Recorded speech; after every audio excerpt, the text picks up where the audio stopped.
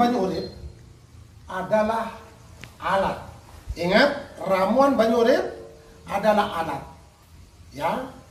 Jika diminum, maka ramuan banyu urip itu adalah alat untuk menyerap, meresap, melarutkan segala macam cairan, kotoran, penyakit. Proses pelarutannya lewat pipis, keruh, lewat BAB, mencret, warnanya kehitaman atau coklat tua, ada gaje, kadang ada lemak, kadang ada warna hijau.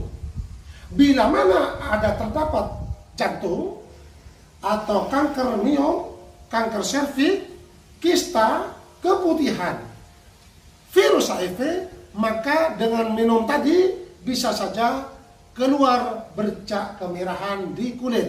Itu tidak boleh kaget, tidak boleh takut, tidak boleh cemas dan gelisah.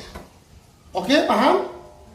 Yang kedua, ramuan banyu urip adalah alat.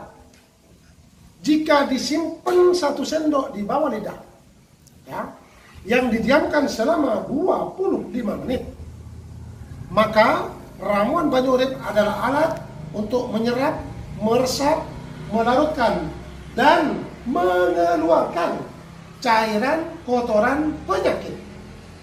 Proses pelarutannya dan keluarnya langsung lewat mulut. Ya, yang langsung kontan biasanya orang kena migrain, vertigo. Ya, asam lambung, mah akut, atau ginjal itu langsung keluar. Warna keluarnya dari mulut ada yang darah. Bila mana keluar darah, bisa saja penyakit tersebut adalah ada penyakit lever, atau bronkitis kronis, atau amandel, atau gusi bengkak atau luka, atau pendarahan di otak akibat kecelakaan, ya, atau mah akut, itu keluarnya darah. Tidak boleh takut, tidak boleh cemas, tidak boleh gelisah bila mana itu keluar dari mulut. Oke, ada juga dari mulut keluar hitam pekat akibat dari migrain vertigo yang terlalu berat. Itu sudah pengalaman keluar kehitaman. Oke. Yang ketiga, ramuan banyu urip adalah alat.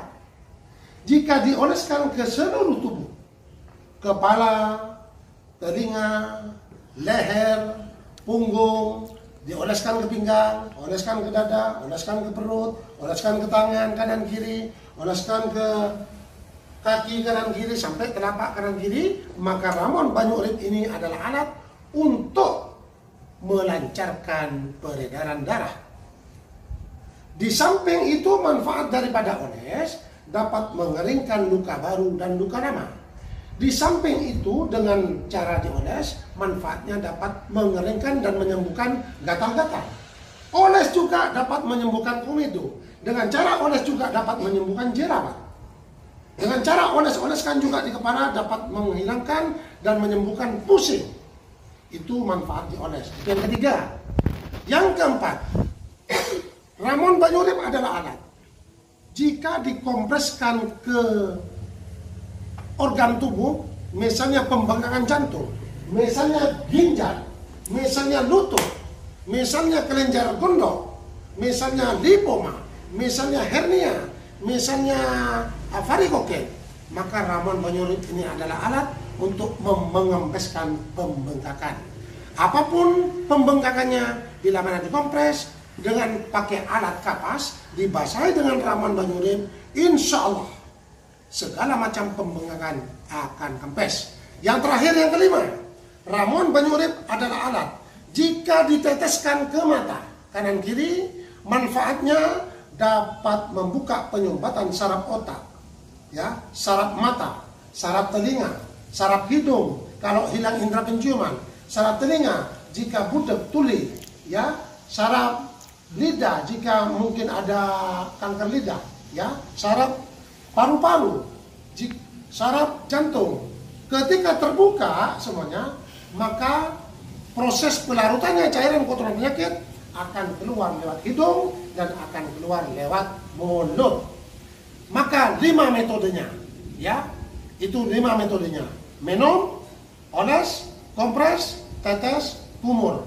Adapun tambahan mungkin bisa untuk gurah vagina. Bila mana ada kemudian silakan nih bisa disemprotkan atau dioleskan di pentin liner, ya. Yang terakhir ada yang tidak boleh ditetes ke mata. 1, bayi dan balita tidak perlu ditetes. 2, orang pakai softland tidak perlu ditetes. 3, orang kena bronkitis kronis tidak perlu ditetes. Keempat, orang kena jantung tidak perlu ditetes. Kelima, orang kena TBC tidak perlu ditetes. 6, orang kena lever tidak perlu ditetes. Ya. Ketujuh, orang pakai apa lagi tadi? Asma tidak boleh ditetes. Sesak napas tidak boleh ditetes. Bayi balita tidak boleh ditetes. Orang hamil tidak boleh ditetes. Itu ingat-ingat pesan saya. Selanjutnya yang tidak boleh diminum, bayi balita jangan minum Pak, karena nggak kuat, kasihan. Yang boleh minum ramuan ini kelas 6 SD ke atas, boleh. Atau SMP kelas 1 ke atas, itu boleh. Ya, kelas 1 ke atas itu boleh minum.